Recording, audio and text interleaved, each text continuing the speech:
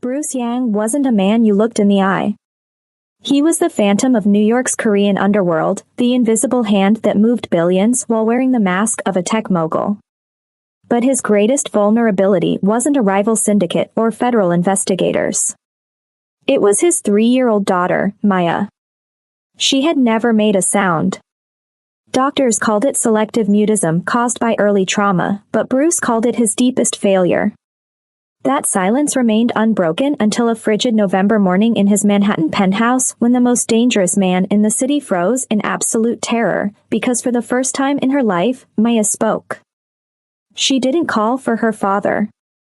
She pointed a small, trembling finger at the black maid who'd been working in their home for barely 3 weeks, the woman everyone else looked through as if she were invisible, and screamed one word that would threaten to tear apart the entire Yang dynasty, Mama. And that single word is about to ignite a war. A war involving international crime syndicates, stolen babies, and secrets buried across 2 continents. If you think you know where this story is going, trust me, you don't. Make sure you're subscribed with notifications on, because this one takes turns that will leave you breathless. Now, let me take you back to how this moment even happened. The November wind rattled the floor-to-ceiling windows of the Yang penthouse, a glass fortress perched 50 stories above Central Park. This wasn't just a home. It was a statement, sleek minimalist Korean design, white marble floors that reflected everything, sterile perfection that whispered of control and power. Camila Chandler adjusted her maid's uniform in the service corridor, her hands trembling slightly. She was 27 with rich brown skin and dark eyes that carried grief too heavy for someone so young.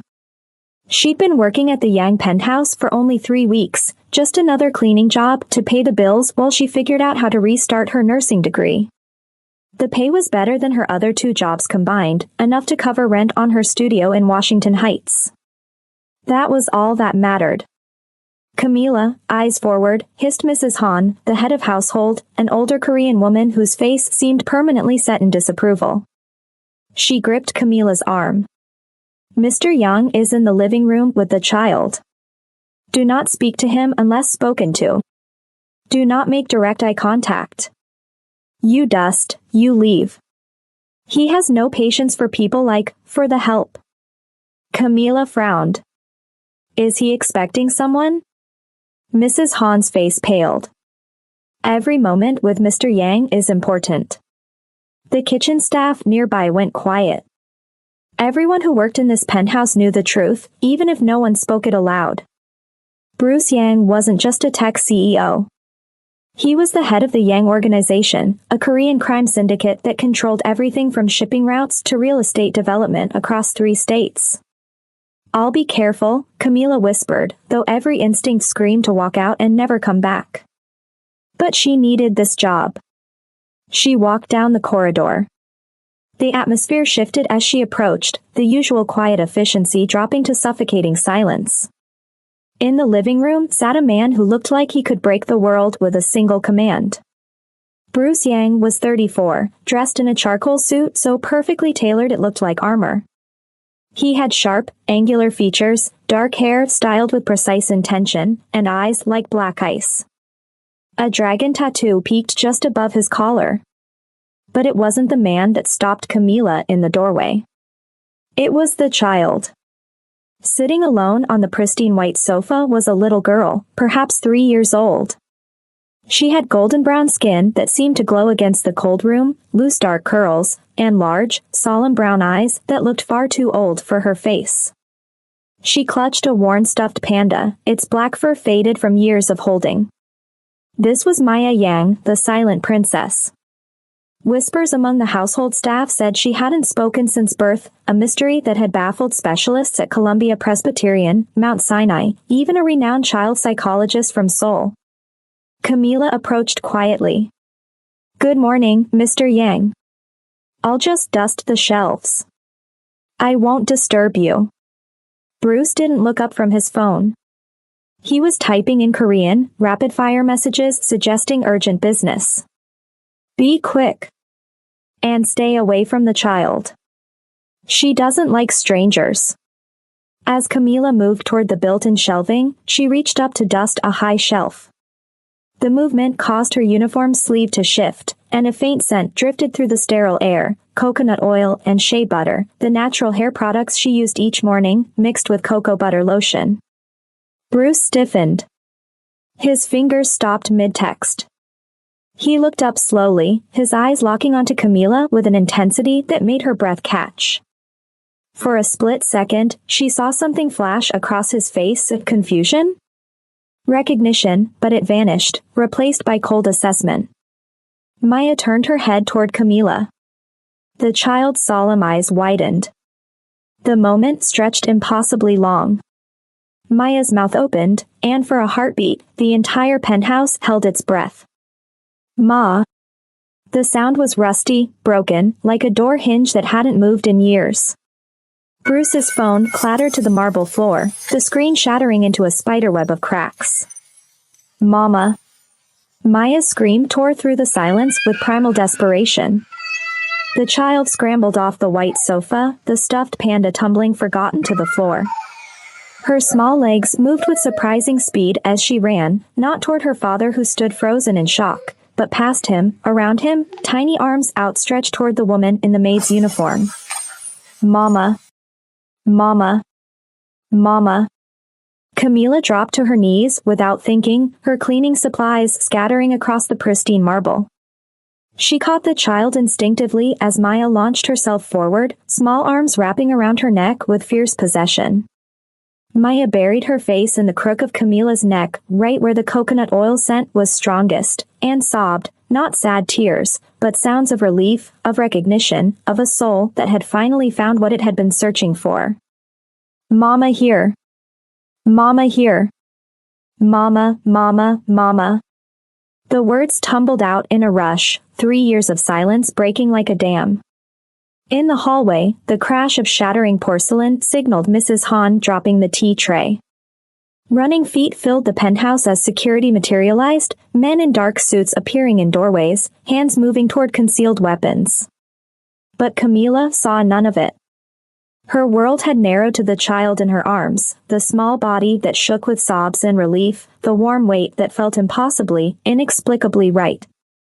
Her chest constricted with a phantom pain she'd carried for 14 months, like broken ribs trying to heal wrong, like a heart that had learned to beat with a piece missing. I don't understand, Camila whispered, stroking Maya's curls with trembling fingers. Baby, I don't. Step away from my daughter. Bruce's voice cut through the moment like a blade. Now.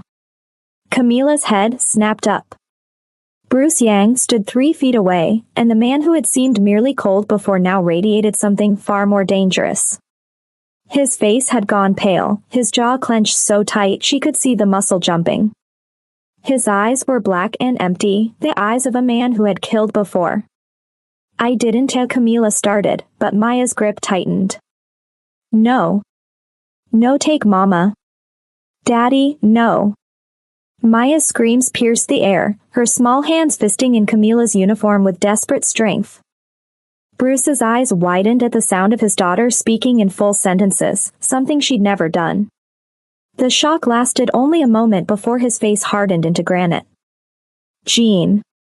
Bruce's voice was deadly quiet as he addressed the large Korean man who'd appeared in the doorway, hand inside his suit jacket. Lock down the building. Nobody leaves, not staff, not deliveries, nobody. Jean spoke rapid Korean into a radio, and Camila heard the distant sound of locks engaging throughout the penthouse. Mr. Yang, please, I don't know what's happening. Camila tried to stand, but Maya clung to her. I've never met your daughter before today. Liar. The word was soft but lethal. Bruce took a step closer. My daughter has been mute since birth. Every specialist from New York to Seoul has failed to make her speak. And you walk into the room and she calls you mother? I don't know. Camila's voice rose. I swear to God, I don't know. Mrs. Hahn appeared in the doorway, her face drained of color. Mr. Yang, I supervised her hiring myself. Background check was clean. Then explain this. Bruce gestured to his daughter, who had her face buried in Camila's neck, murmuring, "Mama safe, Mama soft, Mama here," like a prayer. "Mr. Yang." Jin's voice was cautious. "Perhaps we should separate them." "No." Maya shrieked when Bruce moved forward, her body going rigid with panic. "No take." "Daddy, please." "Mama stay." "Please, please, please." Bruce froze. His daughter had never said please. She'd never said anything. "Who sent you?" Bruce's voice dropped to a whisper. He stepped close enough that Camila could smell his expensive cologne. "Chairman Park? The Chong family?" "Nobody sent me." Camila met his eyes despite the danger. "I needed a job. My mother died last year. I have student loans. I work 3 jobs just to make rent. I clean houses.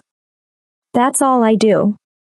Something flickered in Bruce's expression, doubt, maybe, or recognition of truth. But it vanished beneath iron control. "Jean, take them both to guest suite 3. Post guards." Bruce turned away, already pulling out a second phone. "I want full background, financial records, social media, every place she's worked, everyone she's ever known. And surveillance footage from every camera in this building for the last 3 weeks." "Sir, she's just a maid," Jean began. "She's something." Bruce's voice was ice. "I just need to find out what." 2 more security guards appeared. One moved toward Camila while the other positioned himself at the door. As they guided her toward the hallway, Maya still clinging to her, Bruce called out one more time. "I don't know who sent you or what you think you'll gain from this." His voice was deadly quiet, each word precisely cut. "But you just made the worst mistake of your life." The guest suite was luxury dressed as a cage. Floor-to-ceiling windows offered a view of Central Park 50 stories below. The bed was larger than Camila's entire apartment, covered in white linens. Everything was expensive, beautiful, and utterly impersonal. Jean had deposited them there with mechanical efficiency, 2 guards taking positions outside. "Mr. Yang is not a patient man," Jean had said. "If you're working for Chairman Park or the Chong family, tell us now. It might save your life." Camila had stared at him, Maya still wrapped around her body. "I don't know those names. I clean houses. That's all I do." Jin's expression suggested he didn't believe her. The door had closed with a soft click, followed by the unmistakable sound of an electronic lock engaging. Now, 2 hours later, Camila sat on the edge of the bed, Maya curled in her lap. The child had finally stopped crying but refused to let go, one hand fisted in Camila's uniform, the other clutching the stuffed panda someone had retrieved. "Sweet girl," Camila whispered, stroking the loose dark curls. "I wish I understood why you think I'm your mama." "You are," Maya said simply, her voice small but certain. She looked up with those 2 knowing brown eyes. "You smell right. You feel right. I remember you." Ice water flooded Camila's veins. "You can't remember me, baby. We've never met." "Did." Maya's bottom lip trembled. "Before the cold time. Before the quiet time. When I was inside you." Camila's hands stilled. "What did you say?" But Maya just burrowed closer, her eyes drifting shut with sudden exhaustion. Within minutes, she was asleep. Camila couldn't move. She sat frozen, Maya's weight warm in her arms, staring at nothing while her mind tried to make sense of the impossible. "Inside you." September 15th, 14 months ago. The Aydin Fertility Center in Istanbul. The cold room. The beeping monitors. Dr. Aydin's voice, clinical and empty. "There are complications. The baby didn't make it." But what if she had? 3 floors below, in a room that didn't officially exist, Bruce Yang stood before a wall of monitors showing every angle of the guest suite. On the largest screen, he watched Camila hold his daughter with a tenderness that made his chest constrict. Preliminary report, Jean said, approaching with a tablet. Camila Chandler, 27, born in Atlanta. Father unknown, mother deceased, cancer, last year. Moved to New York 4 years ago for Columbia Nursing School. Dropped out after 2 semesters when her mother got sick. Works 3 jobs, house cleaning, night shifts at a Brooklyn diner, weekend stock work at Whole Foods. Total annual income approximately $32,000. No criminal record. No connections to our world. Social media? Barely active. Last post was 8 months ago, picture of her mother in the hospital. She's invisible, sir. The kind of person who's just trying to survive. Bruce studied the background check, scrolling through mundane details. But his eyes kept returning to one entry. This. He tapped the screen. Medical records show a hospital stay in Istanbul, September 12th through 17th, 14 months ago. Jean leaned closer. The dates match when Mrs. Yang was there. Pull everything. I want to know why a nursing student from New York was in Istanbul. Every doctor she saw, every clinic she visited. Already on it. Jean hesitated. Sir, you know this is impossible. Mrs. Yang was pregnant. We saw ultrasounds. Did we? Bruce's voice was sharp. I saw ultrasounds Mincio showed me. I wasn't allowed to attend appointments. And I arrived at the clinic after Maya was born. I never saw Mincio pregnant in person, Jean. She spent those entire 9 months in Europe, avoiding the stress of New York. Jean went very still. You think Mrs. Young lied about being pregnant? I think my wife was desperate. Bruce pulled up another file, Mincio's medical records. 3 failed IVF cycles before she left for Istanbul. The specialists said her eggs weren't viable. That she'd likely never carry a pregnancy. But why fake it? Because the Yang family required an heir. Bruce's hands clenched. My father's will was specific. If I didn't produce a biological child by age 35, control of Yang Corporation goes to the board, to Chairman Park's faction. Mincio knew what that meant. So she hired a surrogate, Jean breathed. Used your sperm and planned to pass the child off as hers. Maybe. Bruce stared at the monitor. Camila had started crying silently while holding Maya. But surrogates don't usually share DNA with the child unless they used her egg too. Jean pulled up Camila's medical file. Blood type AB positive. Mrs. Yang was type A, Maya is AB positive. Bruce felt something cold settle in his gut. Get me a DNA test kit. And find me everything on the Aiden Fertility Center. If they did this, if they stole that woman's child and told her it died. He didn't finish. Jean had worked for the Young family long enough to know what happened to people who crossed them. One more thing, Bruce added quietly. That woman is scared. She's confused. But she's not lying. I can tell when people lie to me. It's how I've stayed alive. Then what is she? Bruce looked at the monitor again. Camila had laid down with Maya clutched against her chest, both curled together like they'd been doing it for years. She's the mother of my child, Bruce said slowly. And she has no idea. The sound of the door unlocking jerked Camila awake. She sat up fast, positioning her body between Maya and whoever was entering. The child stirred but didn't wake. Bruce Yang stepped into the room alone. He'd changed into dark slacks and a button-down shirt, the collar open, sleeves rolled to his elbows revealing the bottom curves of that dragon tattoo. He carried a tablet in one hand and a bottle of soju in the other. We need to talk. His voice was calmer but no less dangerous. Camila stood, carefully extracting herself from Maya and positioning the child on the bed with pillows surrounding her. Am I under arrest? This isn't a police matter. Bruce moved to the window, staring out at the city lights beginning to twinkle. You can't keep me here. This is kidnapping. You entered my home. You did something to my daughter that made her speak for the first time in 3 years. Bruce turned, and something in his expression made Camila step back. Tell me, Miss Chandler, what rights do you think you have that matter more than finding out the truth? The truth about what? Bruce set the tablet on the dresser, opened the soju, and poured 2 glasses. He pushed one toward Camila. Drink. I don't. It's not a request. Camila took the glass with shaking hands but didn't drink. Bruce downed his in one swallow and refilled it. Tell me about Istanbul, he said. The word hit Camila like a physical blow. She nearly dropped the glass.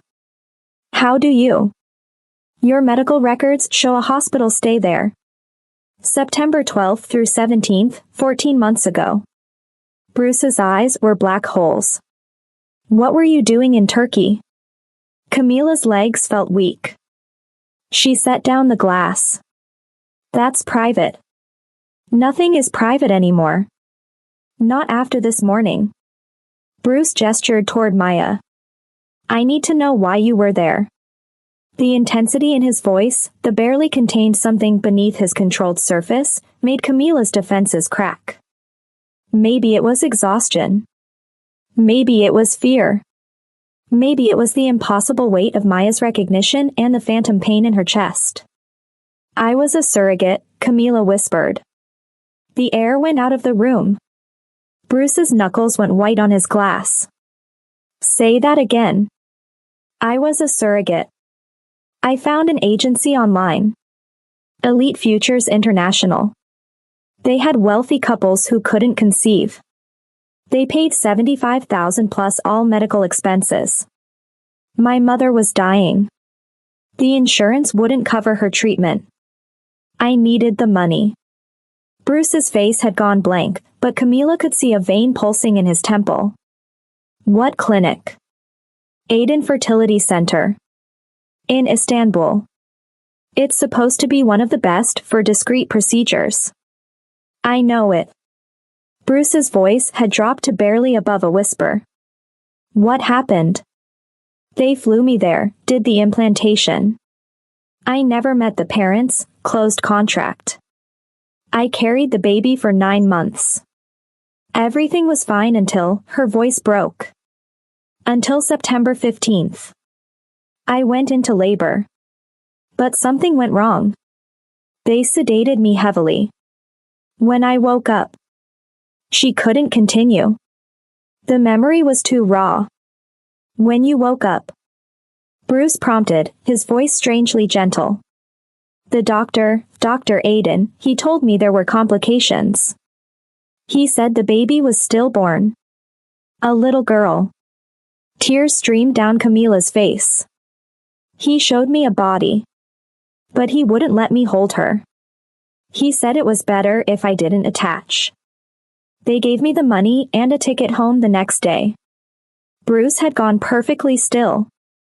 When he finally spoke, his voice was hollow. September 15th. Yes. That's the day my daughter was born.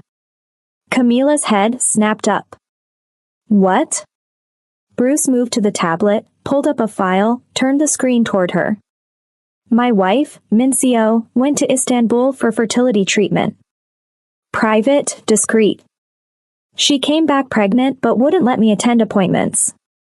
Said it was bad luck, that I'd cursed the pregnancy. She gave birth September 15th, 14 months ago. Maya. And Mincio died 3 days later from complications. The room spun. Camila gripped the dresser to stay upright. That's the day they told me my baby died, she whispered. Bruce crossed to the window again, his shoulders rigid. What if she didn't die? What if that's why Maya knows you? That's impossible. They showed me. A body. Bruce's reflection in the glass was ghostly. Did you examine it? Touch it? See its face? Camila tried to remember, but the memories were fractured, clouded by sedation and grief.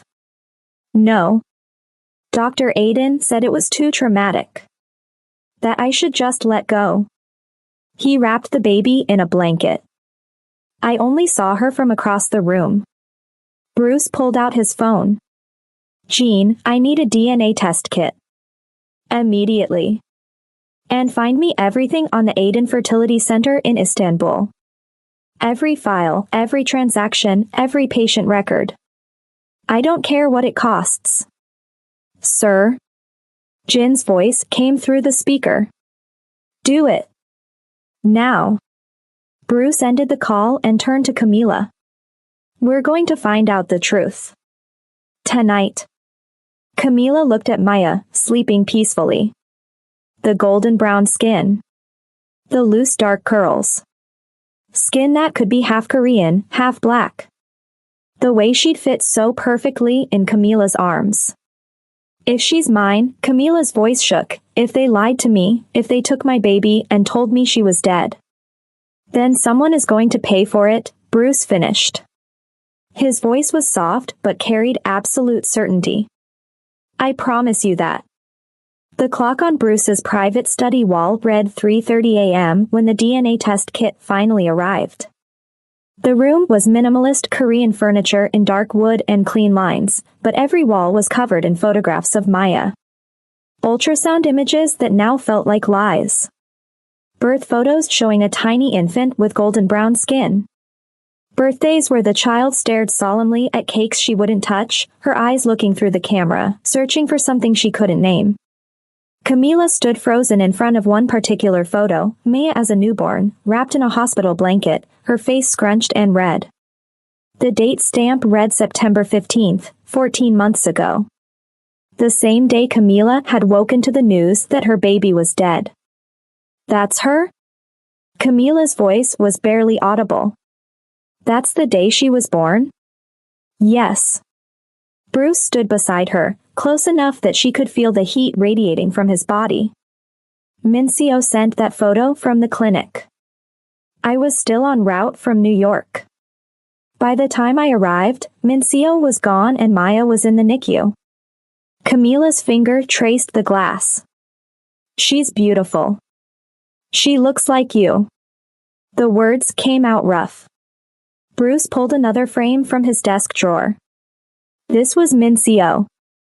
The woman in the photograph was delicate, porcelain-skinned, with the kind of beauty that graced Korean dramas. She wore a traditional hanbok in pale pink, standing in what looked like a formal family portrait. But her eyes were cold, calculating even in a smile. We married young, Bruce said flatly. Business arrangement between families. The Yangs and the Kims needed to consolidate power. She knew I didn't love her. She was desperate to secure her position by giving me an heir.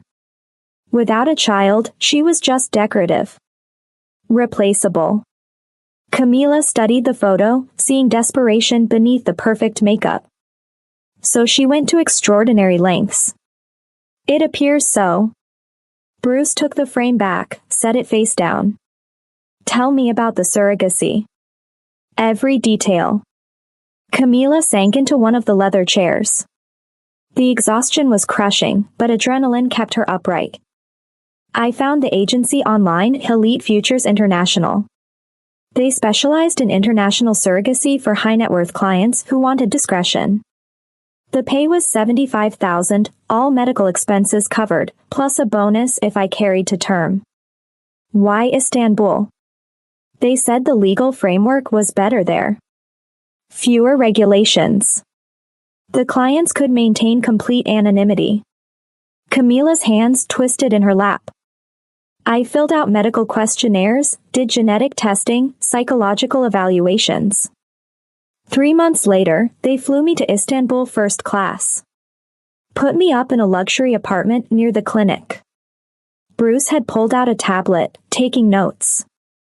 When did you meet Dr. Aiden? First day. He was Turkish, late 50s, expensive suits, spoke perfect English. Very professional. Very cold. Camila closed her eyes, remembering. He explained the procedure. They'd implant embryos created from the intended parent's genetic material.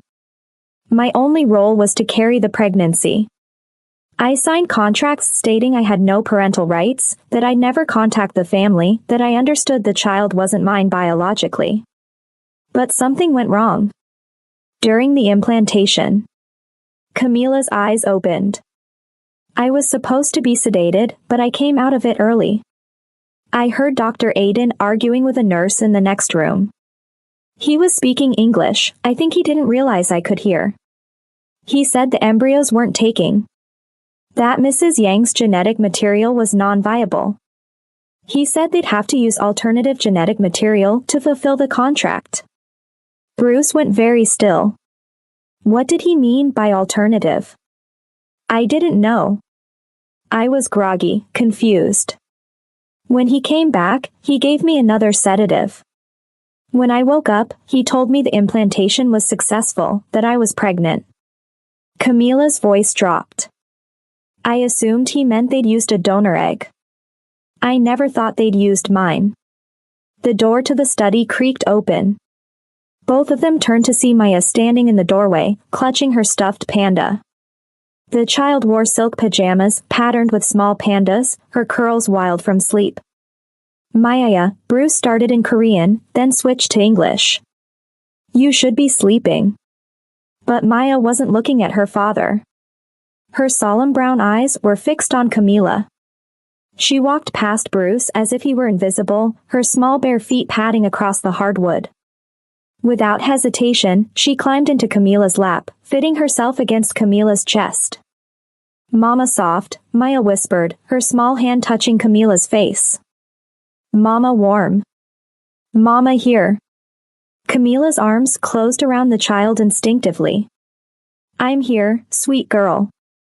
Bruce watched, and something in his expression cracked. She never does this.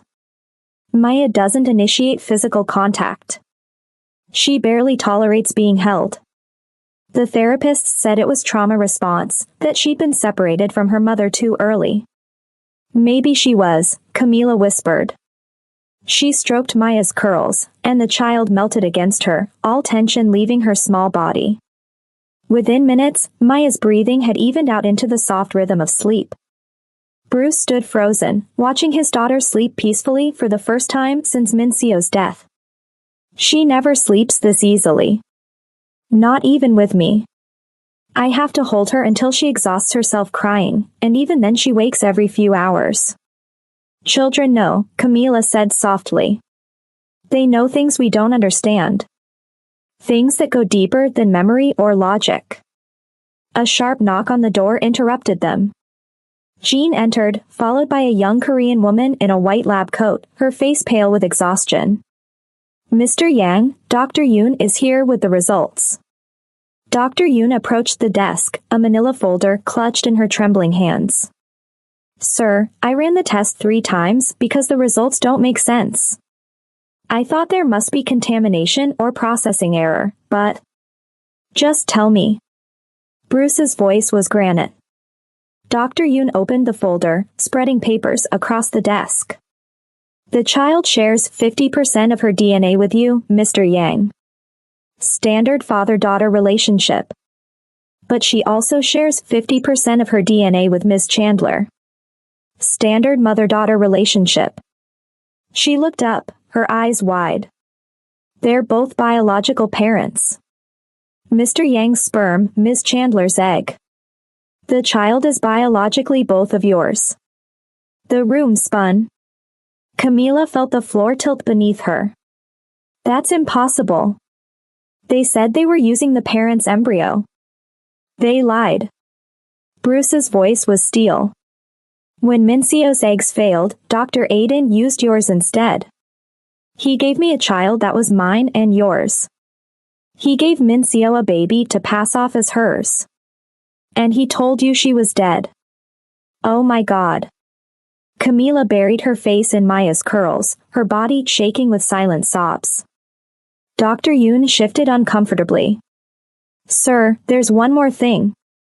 I ran a mitochondrial DNA analysis. It's passed exclusively through the maternal line. Maya's mitochondrial DNA is a perfect match for Ms. Chandler's. There's no possibility of error. This woman is Maya's biological mother. Bruce dismissed Dr. Yoon and Jean with a sharp gesture. When they were alone, he moved closer to Camila's chair, crouching down so he was at eye level. There's something else, Camila whispered through her tears. When they showed me the baby's body, the one they said was mine, I only saw her for a moment. But I saw something. A birthmark on her left shoulder blade. Shaped like a small star. Bruce went white. Without a word, he gently reached for Maya, carefully lifting the sleeping child's silk pajama top. There, on Maya's left shoulder blade, against her golden brown skin, a small birthmark shaped like a perfect star. Camila's control shattered. She broke, sobbing into Maya's hair, her whole body convulsing. They stole her. They stole my baby and told me she was dead. I mourned her. I named her Grace, after my mother. I said goodbye to a grave that was empty. I've been dying inside for 14 months, and she was here, alive, and I didn't know. Bruce stood abruptly, his face transforming into something terrifying. The careful control evaporated, replaced by pure rage. And my wife knew. Mincio had to have known. She paid for this. She let you believe your child was dead. She took our daughter, he stopped, the word hanging in the air. Our daughter. She took our daughter and built her entire position on a lie. He pulled out his phone, his movements sharp and violent. Jean. Sir. Get me a secure line to Istanbul. I want Dr. Aiden found. I don't care what you have to do. I don't care who you have to pay. I don't care if you have to burn that clinic to the ground. Find him. Bring him to me. Alive. Understood, sir. And Chairman Park? It is a problem for tomorrow. Bruce's eyes were black holes, empty of everything except purpose. Tonight, I want the man who stole my daughter and made that woman mourn a ghost. He ended the call and looked at Camila, still holding Maya, both of them shaking. They took 14 months from us, Bruce said quietly. 14 months you should have had with her. 14 months I was raising her on a lie. Someone is going to pay for that. I promise you. Camila looked down at Maya, sleeping peacefully. What happens now? Now, Bruce said, his voice carrying absolute certainty, we find out exactly how deep this conspiracy goes. And then we make sure no one can ever take her from us again. By 4:45 a.m., Bruce's private study had transformed into an interrogation room. Jean had moved furniture aside, setting up a large monitor that dominated one wall. Additional screens showed security feeds, encrypted chat logs, and a map of Istanbul with several locations marked in red. Camila sat in the adjoining room with the door cracked open just enough to hear but not be seen. Maya slept in her arms, dead weight from exhaustion. Camila couldn't let go. Every time she tried to set the child down, her arms refused to cooperate. This was her daughter. Her baby. The child she'd mourned for 14 months was real, alive, sleeping peacefully against her chest. The main screen flickered to life. The image showed a windowless room with concrete walls, a single metal chair bolted to the floor, and fluorescent lights casting harsh shadows. A man sat in the chair, his expensive suit rumpled, his silver hair disheveled, sweat staining his collar. Dr. Aiden. Camila's breath caught. She tried so hard to forget that face, the cold professionalism, the detached way he delivered the worst news of her life. But seeing him now, terrified and small, she felt something dark and satisfying unfurl in her chest. Mr. Yang, please, Dr. Aiden's voice came through the speakers, Turkish accent thick with fear. There's been a misunderstanding. I don't know why your men brought me here. The DNA test says otherwise. Bruce's voice was ice. He stood before the monitor, perfectly still, hands clasped behind his back. He'd changed into a fresh black suit. He looked like death, wearing Armani. Jean stood beside him, tablet in hand. 2 other men flanked the door, large, armed, expressions blank. Bruce gestured to Jean, who tapped the tablet. The screen split, showing both Dr. Aiden's terrified face and the DNA test results. Dr. Aiden's face crumbled. I can't explain. Then explain. Bruce's voice dropped even quieter, which somehow made it more menacing. You have 60 seconds. You have to understand, Mrs. Yang was desperate. The words tumbled out. Her own eggs were non-viable. She'd already had 3 failed IVF cycles here in New York, 2 more in Seoul. The specialists told her she'd never carry a pregnancy. She begged me to find a solution. So you stole another woman's eggs without consent? Not stole, improvised. Dr. Aiden was sweating heavily. The surrogate was already implanted with Mrs. Yang's embryos. When they didn't take, when it was clear the pregnancy wouldn't happen, I had to make a decision. The surrogate was young, healthy, perfect genetic material. I used her eggs with your sperm sample. Mrs. Yang paid me very well to make this problem disappear. In the adjoining room, Camila felt sick. She pressed her face into Maya's curls, breathing in the child's scent. Her daughter. They'd used her body, her eggs, her child without permission. And when the baby was born? Bruce's voice was steady, but Camila could see his hands had formed fists. The baby was healthy. Beautiful. Perfect. Dr. Aiden's voice took on a pleading quality. I gave her to Mrs. Yang. Told her the surrogate had signed away all rights. Which was true, the contracts were very clear. The contracts for a different arrangement. Bruce took a step closer to the screen. What did you tell Miss Chandler? Dr. Aiden wouldn't meet the camera's eye. I told her there were complications. That the baby was stillborn. I showed her another infant, a Syrian refugee's baby that had died during delivery the same night. The paperwork was easy to falsify. International records, death certificates. I've done it before for clients who needed discretion. You've done this before? Jin's voice was sharp. Not exactly this. But similar situations. Surrogates who changed their minds, parents who wanted different genetic material. Aiden Fertility Center specializes in solving problems for people who can afford our fees. Bruce was quiet for a long moment. My wife couldn't have afforded the level of cover-up this required. International falsified records, silencing clinic staff, paying off Turkish authorities.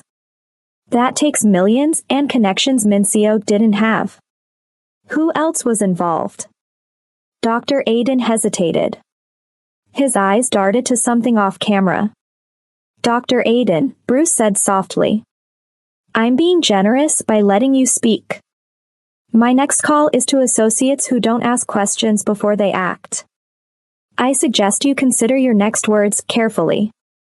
Chairman Park Sung-jin. The name came out as barely a whisper. The temperature in both rooms dropped. Bruce went absolutely still. Say that again. Chairman Park. He approached me 3 days after Mrs. Yang died. He already knew about the surrogacy, about the genetic deception. He paid me $2 million to keep all records, to keep the proof of the fraud. Park. Bruce's voice was dead. My father's business partner? The man who sat at our dinner table every Sunday. He said it was insurance. Dr. Aiden was talking faster now, desperate. He said one day he could use the proof that your daughter isn't from the woman you married. That she's illegitimate in the eyes of the traditional families. The Yang family requires pure Korean bloodline for inheritance. If it came out that your heir was the product of a black surrogate. Choose your next words very carefully, Bruce interrupted, his voice carrying a lethal edge. Dr. Aiden swallowed hard. He said he could discredit you. Take control of the Yang Corporation. That without a legitimate heir, your father's will would transfer control to the board, to his faction. Bruce turned away from the screen. His shoulders were rigid, hands still clenched into fists. Jean looked between his boss and the monitor, clearly calculating what would happen next. The door to the adjoining room flew open. Camila stood there, Maya clutched against her chest, her face streaked with tears and twisted with rage. You. Her voice shook. You look at me. On screen, Dr. Aiden's eyes went wide. You're alive? You're here. You told me my baby was dead. Camila walked into the room, each step deliberate. You let me mourn her for 14 months. I named her Grace Chandler. I bought a plot in a cemetery in Atlanta because I couldn't afford to bring her body home. I said goodbye to a grave that was empty. Do you understand what you did to me? I'm sorry, but you signed a contract. You were paid. I was used. Camila's scream woke Maya, who started crying, small hands clutching at her mother's shirt. My body, my child, my DNA stolen because you wanted money. I carried her for 9 months. I felt her kick. I talked to her. I loved her before I even met her. And you told me she was dead. Dr. Aiden's face had gone pale. The contract was very clear about relinquishing rights. The contract was for a different baby. A baby made from someone else's eggs. You changed the terms without telling me. You stole my genetic material, created my biological child, and then ripped her away from me. Camila was shaking so hard she could barely stand. What kind of monster does that? Bruce's hand landed on her shoulder, surprisingly gentle. Camila. She realized she was screaming, that Maya was crying in terror, that she was scaring her own daughter. She forced herself to breathe, to rock Maya gently, to whisper soothing sounds until the child's cries subsided. Bruce stepped in front of the screen, blocking Camila from Dr. Aiden's view. Dr. Aiden, your services are no longer required. Mr. Yang, please, I can help you. I have all the records, all the proof of Chairman Park's involvement. I can testify. Bruce nodded to someone off camera. The screen went black. The room was silent except for Maya's hiccuping breaths and Camila's ragged breathing. What happens to him? Camila finally asked. Bruce turned to face her. His expression was unreadable, but his eyes were cold and empty. He won't hurt anyone else. I promise you that. Camila should have felt horror. Should have protested. But all she felt was satisfaction and fierce, primal gratitude. Good, she whispered. Bruce studied her for a long moment. You understand what I am now. What I do. The world I live in. I understand you're going to protect our daughter. The words our daughter felt strange and right simultaneously. That's all that matters. Chairman Park knows you exist. Bruce moved closer. He knows Maya is yours. He's been sitting on this information for 14 months, waiting for the right moment to use it. That makes you a loose end. And the only way to keep you alive is to make you untouchable. What does that mean? Bruce's expression softened slightly. It means your life just got very complicated, Camila Chandler. Because I'm not letting you walk away from our daughter. And I'm not letting Chairman Park or anyone else hurt you. Which means you're about to become the most dangerous thing you could possibly be in my world. What's that? Family. Dawn broke over Manhattan in shades of gold and amber. Camila sat in Maya's nursery, watching her daughter sleep in the pristine white crib. She hadn't slept. Couldn't sleep. Every time she closed her eyes, she saw Dr. Aiden's face, heard his clinical voice telling her the baby was dead. The nursery was expensive, sterile, cold. Designer Korean furniture in minimalist white and gray. Not a single splash of color. Maya's toys were organized in clear acrylic bins, arranged by type and size. Even the books were sorted by height. This wasn't a child's room. It was a showpiece. You take it black? Camila's head snapped up. Bruce stood in the doorway, still wearing the suit from last night but with his tie removed, collar unbuttoned. He held 2 cups of coffee. How did you know? Camila's voice was hoarse. I pay attention. He crossed the room and held out 1 cup. Their fingers brushed during the exchange, and Camila felt an electric jolt. She took a sip. It was perfect, strong, hot, no sugar. To her shock, Bruce lowered himself to the floor beside her chair, his expensive suit crumpling as he sat cross-legged. It was so unexpected, so human, that Camila stared. You never sit on the floor, she said. How would you know? You've worked here 3 weeks. Mrs. Han talks. Says you're always proper, always controlled. Bruce's lips quirked. Mrs. Han talks too much. They sat in silence, watching Maya sleep. The child was on her back, arms thrown above her head in complete trust. I missed 14 months, Camila whispered. I didn't feel her kick. I didn't hear her first laugh. They took all of that from me. They took it from both of us. Bruce's voice was quiet.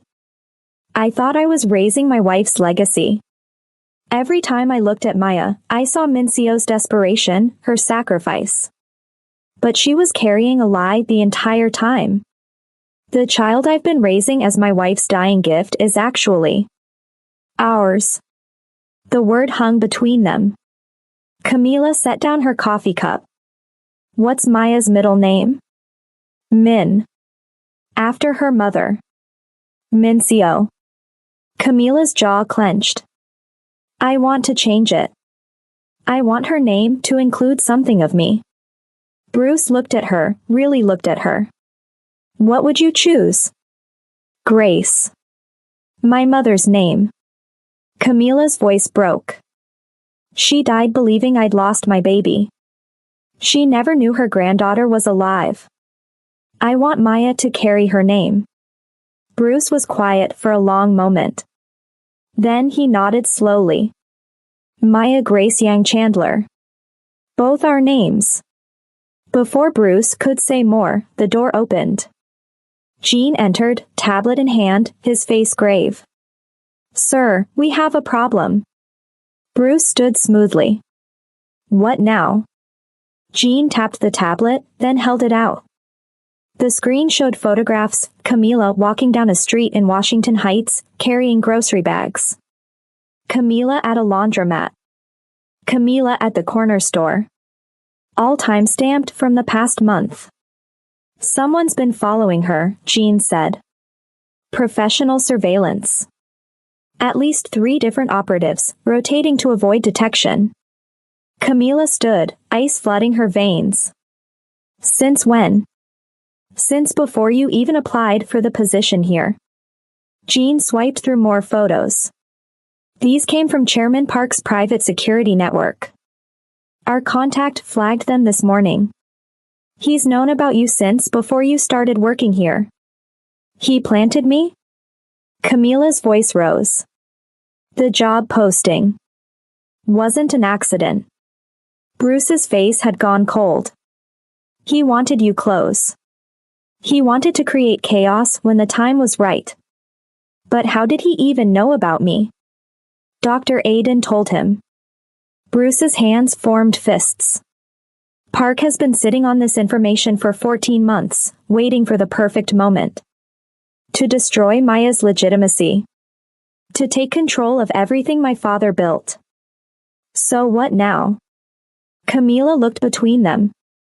He knows I'm here. He knows what Maya is. He's going to expose us. Not if we control the narrative.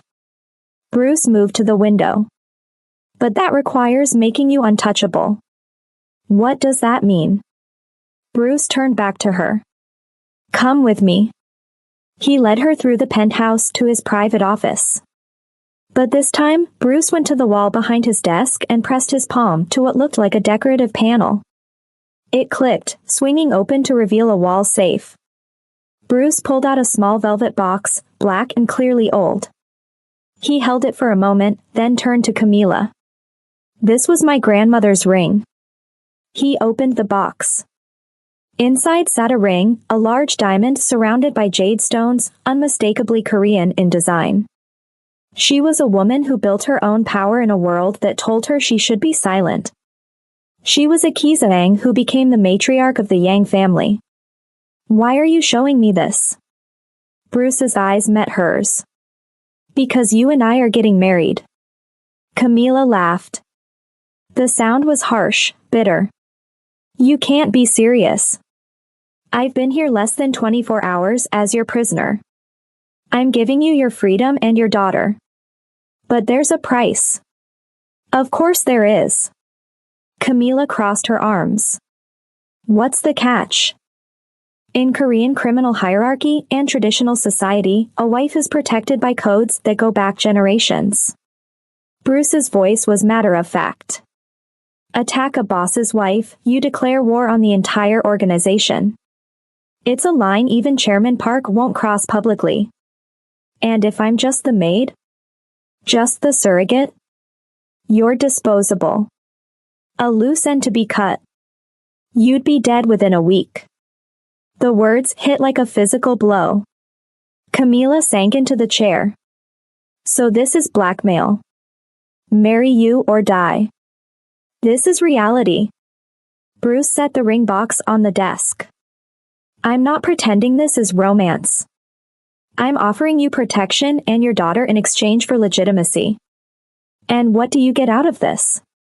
An heir who can't be challenged. A family that looks legitimate. And he hesitated, someone who loves my daughter the way she deserves. Camila stood, moving to the window.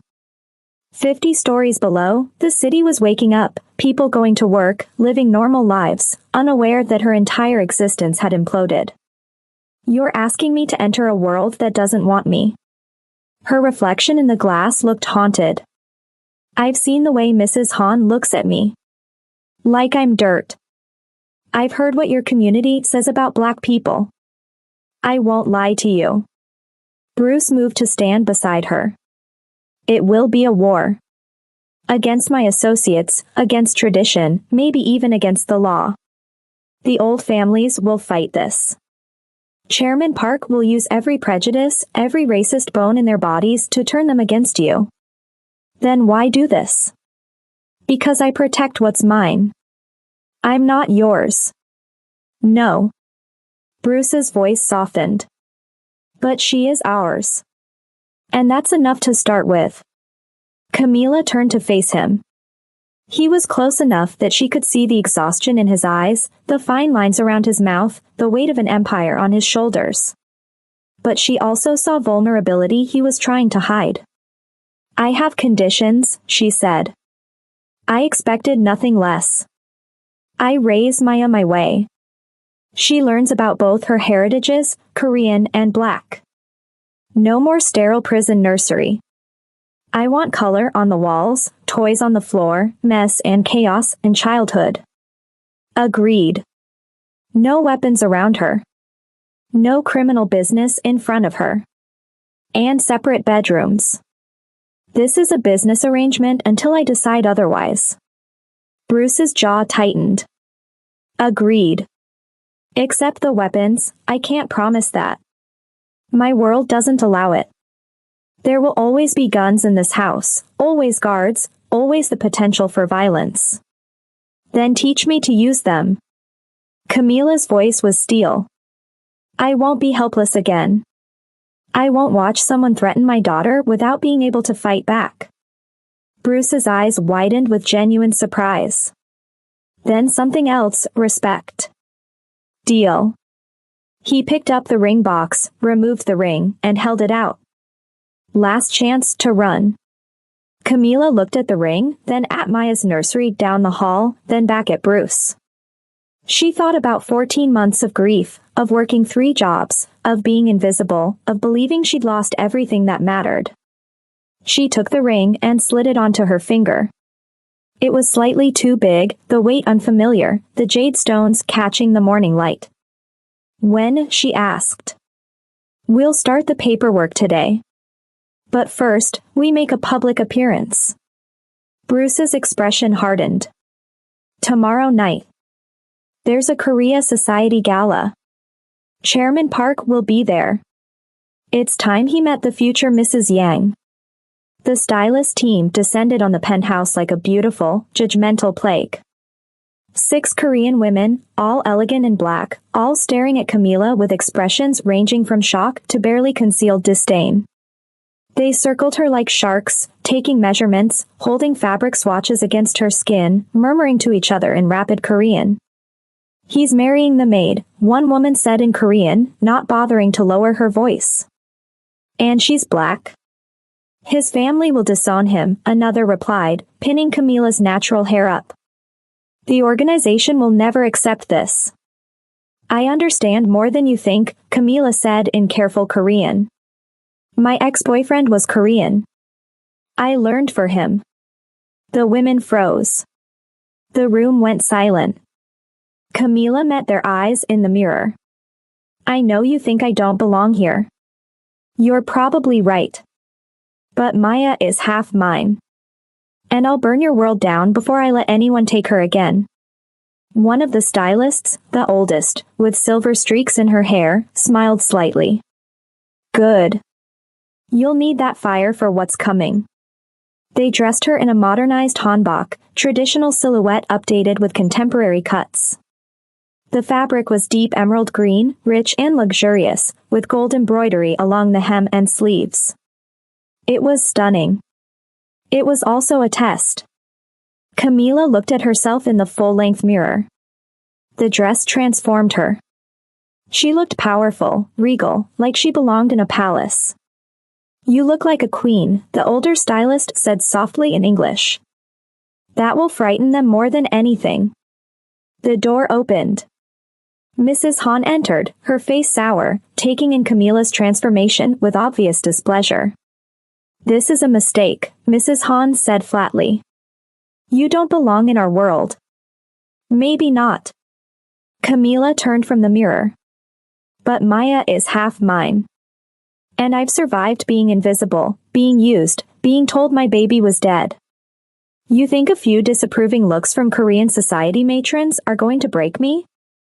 Mrs. Han's eyes narrowed. You have no idea what you're walking into. They will eat you alive. Then I'll make sure they choke on me. In his bedroom, Bruce adjusted his tie in the mirror. The suit was custom, black with subtle Korean design elements in the lining. Jean stood behind him, tablet in hand, face grave. Sir, the community is already talking. They know you're bringing someone to the gala. The rumors. Let them talk.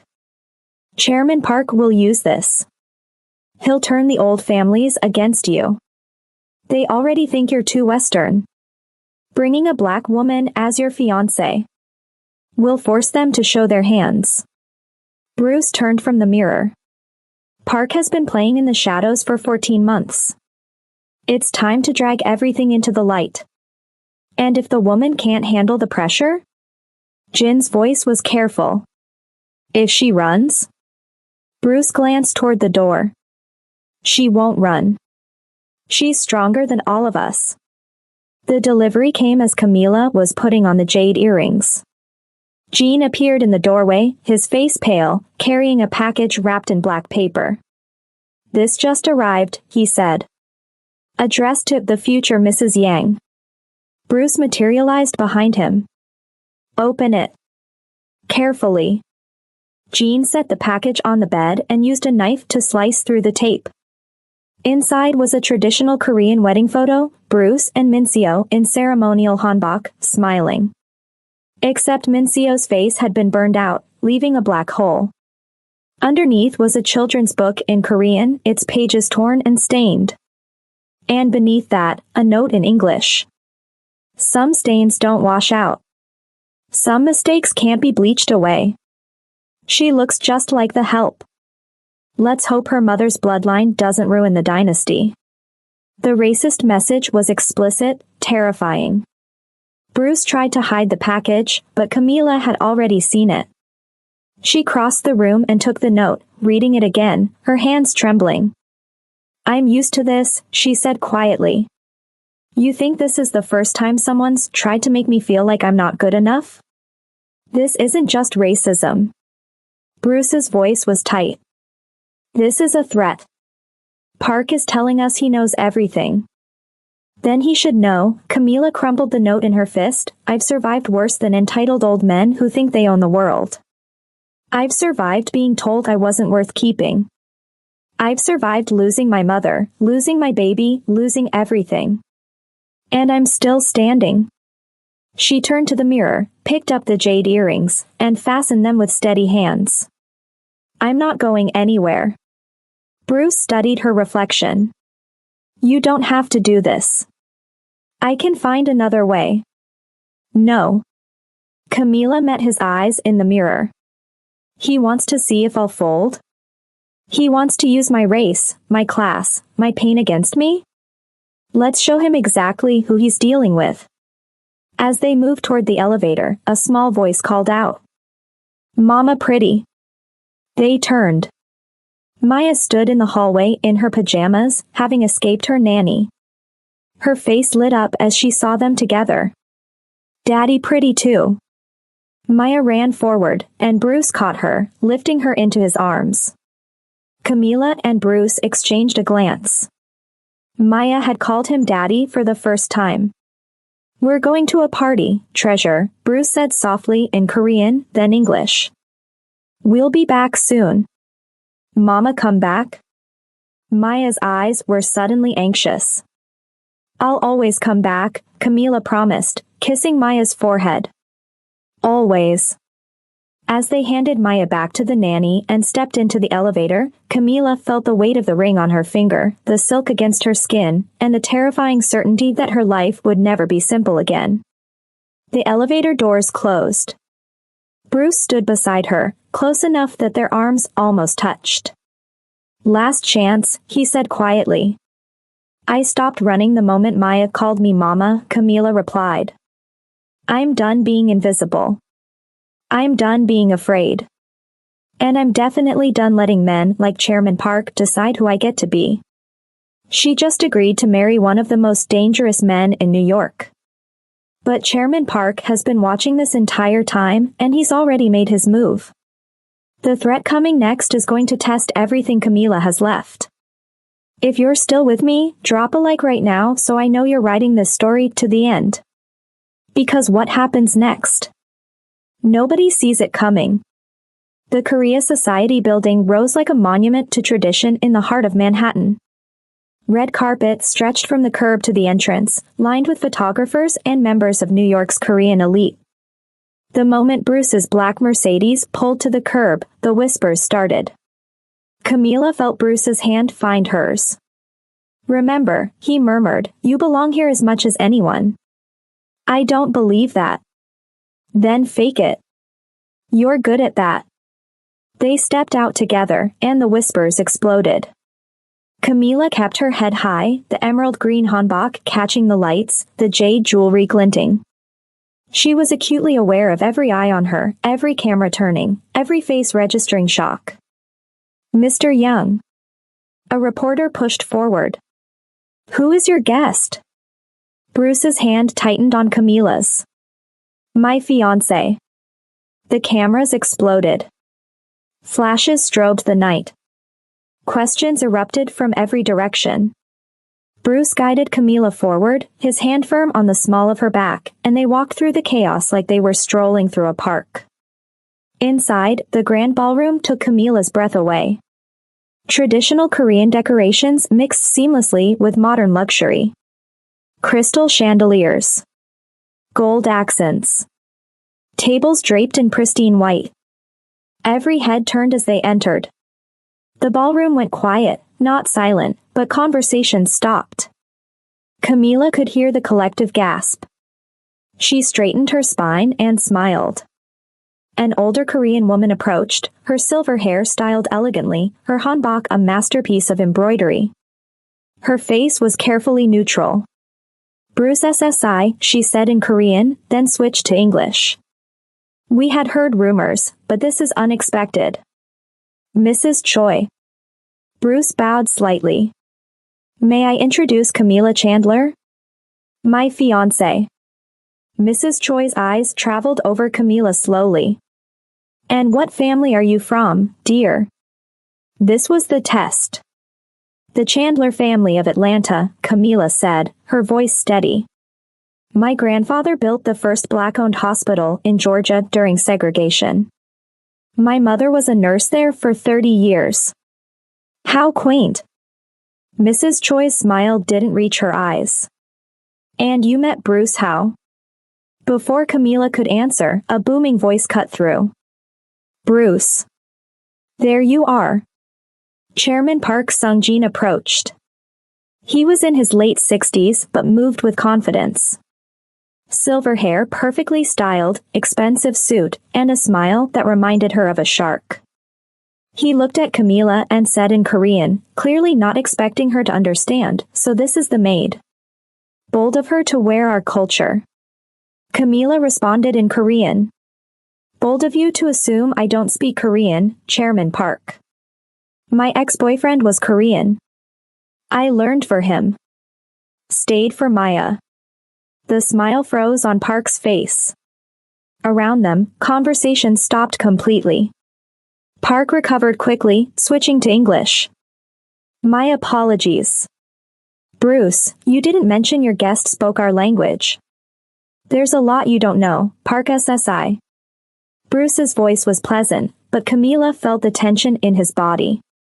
"I'm sure." Park's eyes moved between them. "Tell me, how did you two meet?" Such an unusual pairing.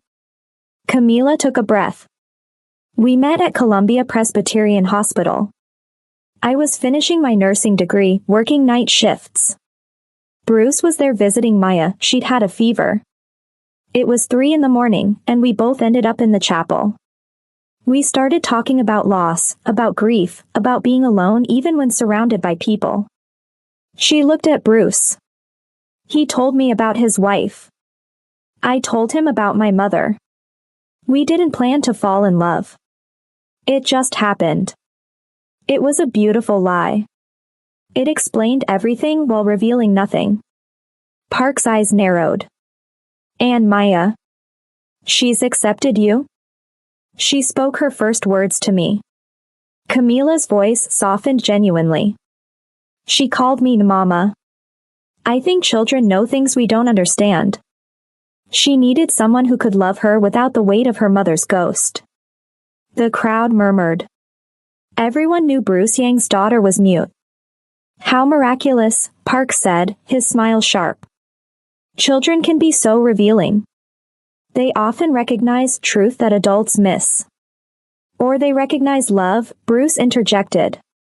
"Something I'm sure you remember from your own children, Chairman Park." The tension crackled. The orchestra shifted, beginning a traditional Korean piece modernized for ballroom dancing. Bruce turned to Camila, extending his hand. "Will you dance with me?" On the dance floor, Bruce pulled her close. His hand was warm on her waist. "You were incredible," he murmured. "The Korean language, the hospital story." "I told you," Camila whispered back. "I don't run." He knows. Bruce's jaw was tight. "Park knows who you are. He knows everything." "Good." Camila lifted her chin. "Let him know I'm not afraid." They moved across the floor, and Camila was distantly aware that they looked good together. That they looked like they belonged together. "When this is over," Bruce said quietly, "when Park is gone, what happens to us?" Camila looked up at him. In the chandelier light, his face was softer than she'd ever seen it. "I don't know. But I know Maya needs both of us." "Just Maya?" The question hung between them. Before she could answer, she saw Gene appear at the edge of the dance floor, his face drained of color. Bruce saw him too. They broke apart, moving quickly through the crowd. "Sir." Jin's voice was urgent, low. "The penthouse security. All cameras just went dark.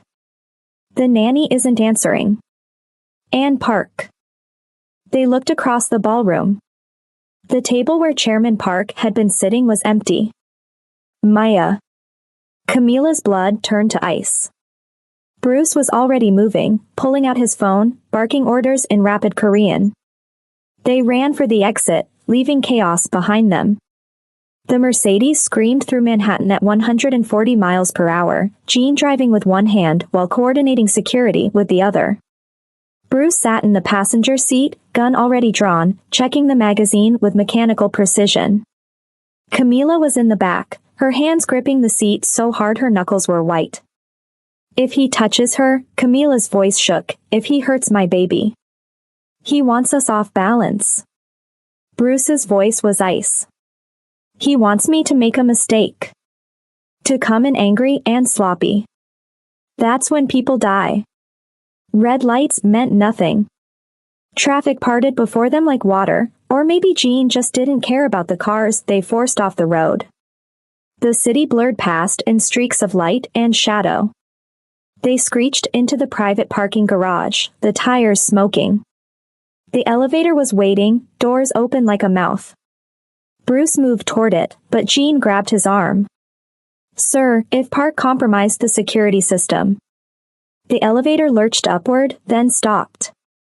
48th floor. 2 floors below the penthouse. "Stairs," Bruce commanded. They ran. Camila kicked off her heels and ran in bare feet, the silk hanbok hiked up around her thighs. The emergency stairwell was concrete and industrial, every footstep echoing. Bruce took the stairs 3 at a time, Gene right behind him, both men with guns drawn. They reached the penthouse floor and found the door blown open, the lock mechanism shattered. Inside was chaos. Furniture overturned. Glass shattered. The nanny, young Korean woman who'd been watching Maya, was unconscious on the floor but breathing. Blood matted her hair where she'd been struck. "Maya!" Camila screamed. They ran through the apartment. Living room empty. Kitchen empty. Bruce's office ransacked, files scattered. Maya's nursery. The door hung open. The pristine white crib was empty, sheets torn. The window stood open, November wind howling through, curtains whipping like ghosts. Bruce's face went white. The balcony. They burst through onto the wraparound balcony. 50 stories up, the wind was vicious, tearing at their clothes, their hair. The city sprawled below, beautiful and deadly and so far down. Chairman Park stood at the railing. 2 of his men flanked him, large and armed. Between them, held by her small arms, dangling in the air, was Maya. The child was screaming. "Mama! Mama! Mama!" Bruce. Park's voice was calm, conversational, like they were discussing business over dinner. "Thank you for joining us.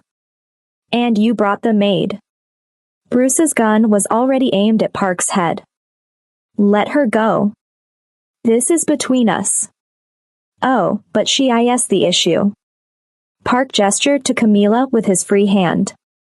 "This bastard child, this half-breed abomination. You think the families will accept her? You think the organization will follow you when they know your heir is the product of a black surrogate? Don't you dare call her that." Camila's voice was lethal.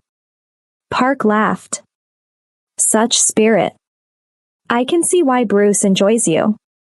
But you're just a complication to be removed. Both of you. You'll never get away with this," Bruce said.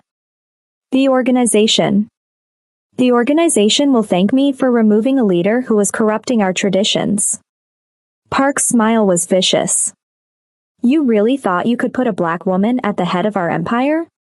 You really thought you could make us accept your mongrel child as legitimate? Let Maya go, Bruce said quietly. I'll do whatever you want. I know you will. Park nodded to his men. So here's your choice. Step off this balcony, Bruce. Jump. Die. And I pull the child back, safe and sound. I'll even let the maid and her bastard live quietly somewhere far away.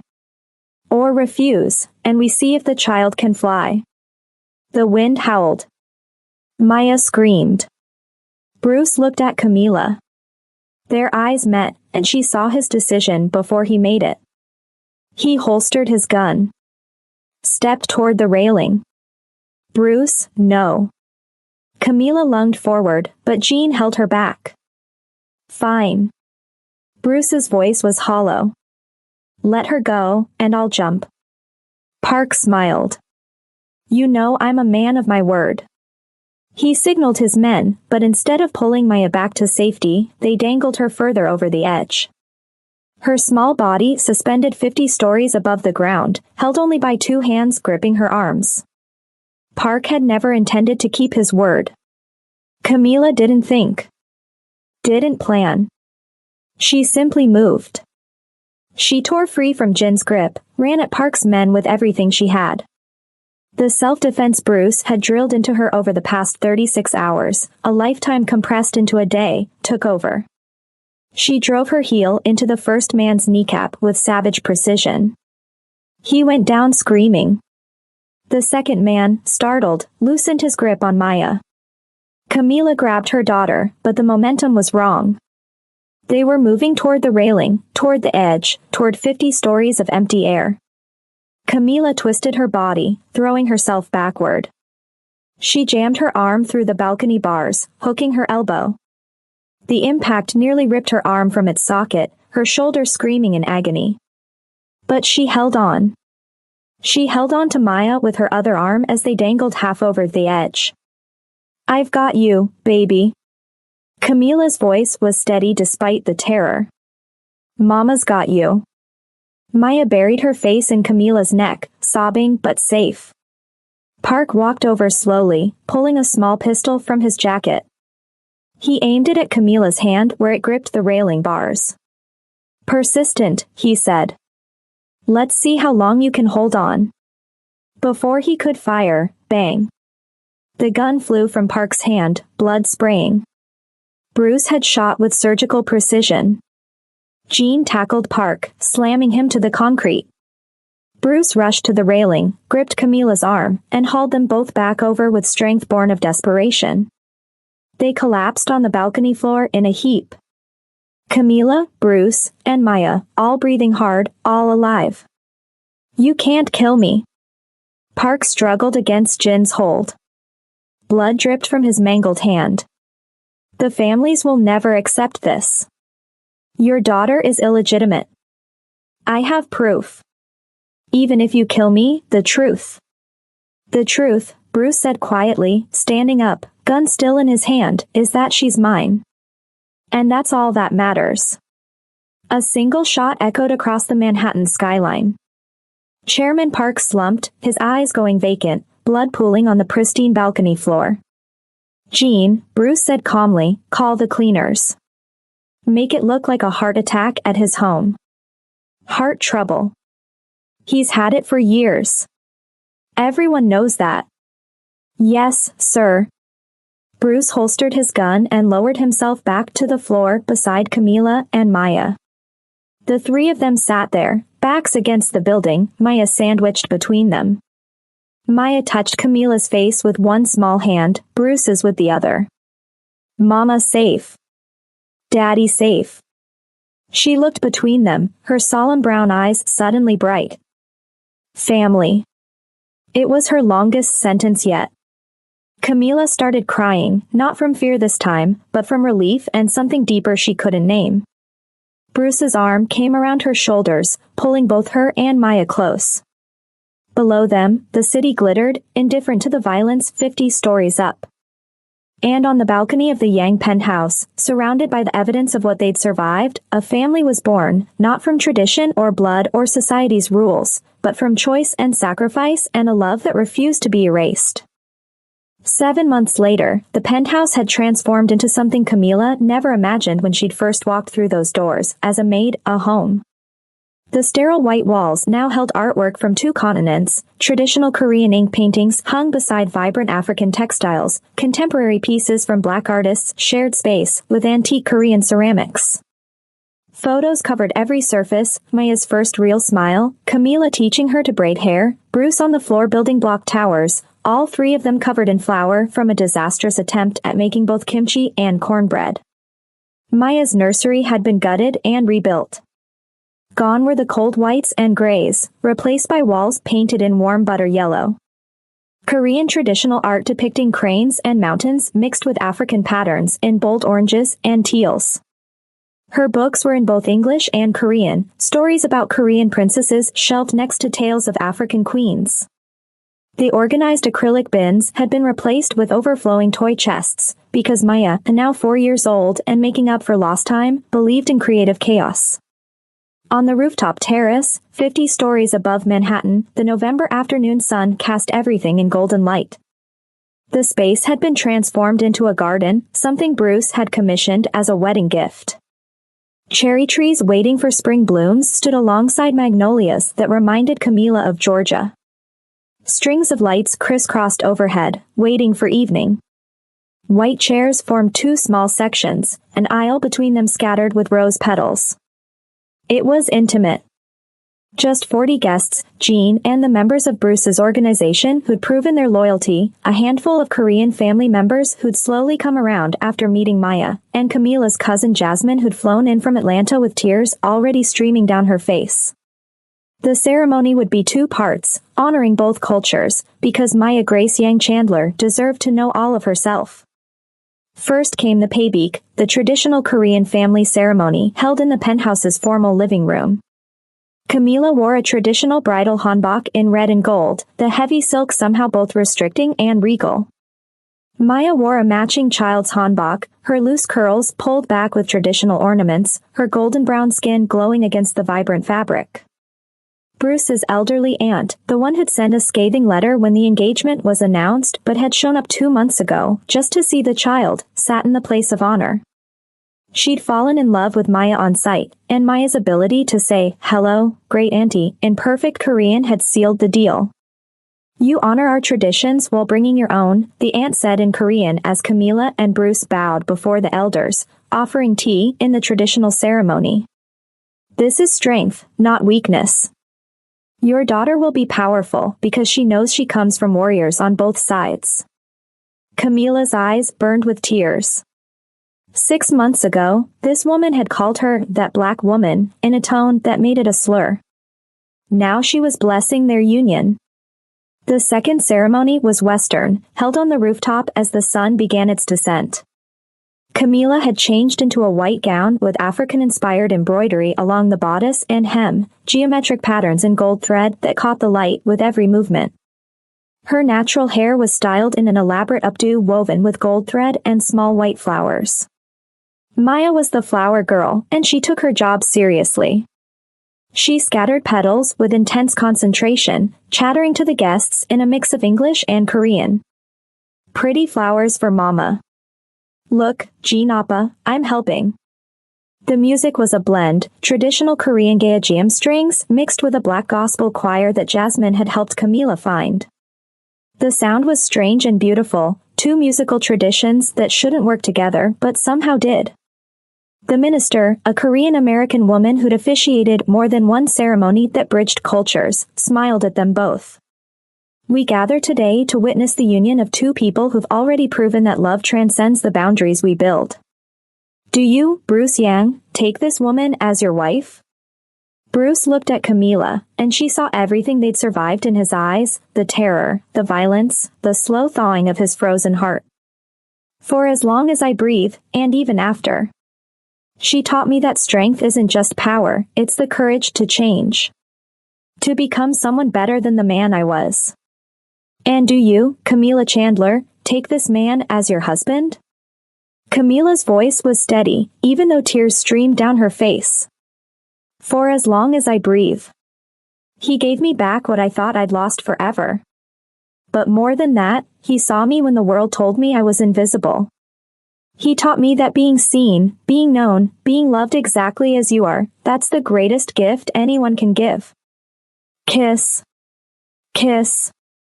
Maya tugged on both their clothes, bouncing on her toes. Laughter rippled through the crowd. Bruce grinned, actually grinned, something Camila hadn't seen him do until Maya came into their lives, and pulled Camila close. The kiss was tender and real, and when they broke apart, Maya squeezed between them, demanding to be picked up so she could be part of it too. The reception was held in the penthouse, and the buffet tables told a story of integration. Korean barbecue sat beside Camila's grandmother's collard greens recipe. Kimchi and cornbread. Bulgogi and mac and cheese. Japchae and sweet potato pie. Maya, now completely comfortable in both worlds, appointed herself the cultural ambassador. She dragged Bruce's stone-faced business associates over to try the collard greens, explaining in a mix of Korean and English that her Grandma Grace used to make these, and Mama says they're love in a bowl.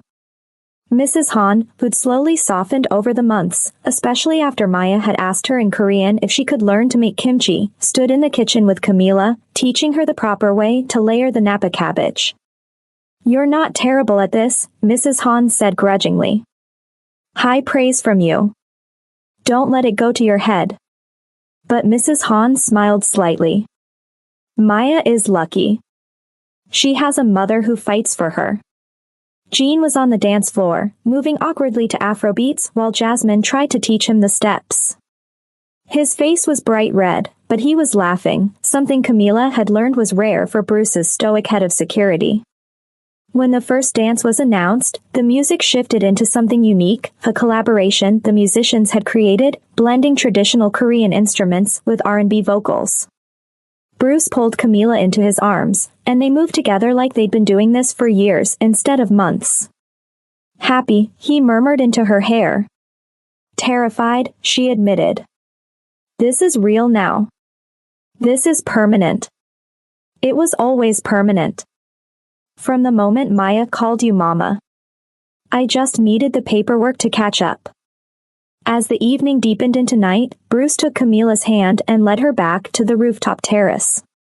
Maya was already there, having escaped from Jasmine's supervision, standing at the railing looking at the city lights. The balcony, the same balcony where they'd almost lost everything, had been transformed. Lights strung everywhere, turning it into something magical. Plants in large pots created a garden in the sky. It was no longer a place of terror, but a place of life. Photo time. Maya announced. We need a family photo. Bruce set up his phone on a timer, and they positioned themselves at the railing, him in his suit, Camila in her wedding dress, Maya between them in her flower girl hanbok. The city sprawled behind them, their kingdom, their home. After the photo, Maya looked up at them with those solemn brown eyes that held too much wisdom. We're a real family now, right? Forever? Camila knelt down to her daughter's level. We were always a real family, baby. From the moment you knew I was your mama, even before I knew it myself. Now the whole world knows it. And anyone who challenges that, Bruce's voice was soft but carried steel. We'll have to deal with both of us, Camila finished. They stood together on that balcony, looking out at Manhattan. The city where Camila had been invisible, where Bruce had been untouchable, where Maya had been silent. Now they were visible, touchable, loud in their existence. Bruce's arm wrapped around Camila's shoulders. Her hand found his. Maya held both of them, and they stood there as the city lights twinkled below and the stars emerged above. No longer hiding. No longer afraid. No longer alone. Just family. If you've been tearing up through this whole thing, same. This story reminds us that real love doesn't ask permission. It doesn't follow society's rules. It just fights. If this connected with you, you're already part of this community. Subscribe if you haven't, and drop a comment telling me what moment hit you hardest. Maya's first word? The balcony? That wedding? I need to know. But first, there's one more scene. Later that night, after the guests had left and Maya had finally fallen asleep clutching her stuffed panda, Bruce hung the family photo in the penthouse entrance.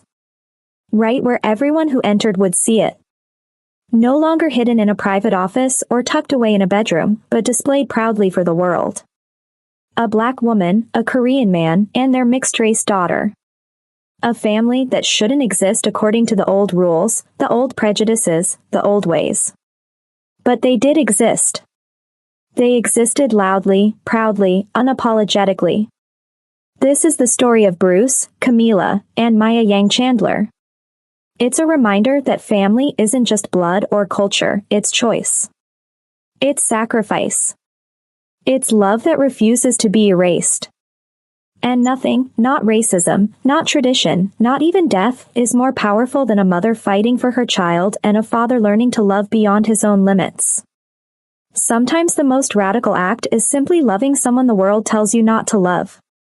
Sometimes revolution looks like a maid becoming a queen, a kingpin learning to be gentle, and a silent child finding her voice.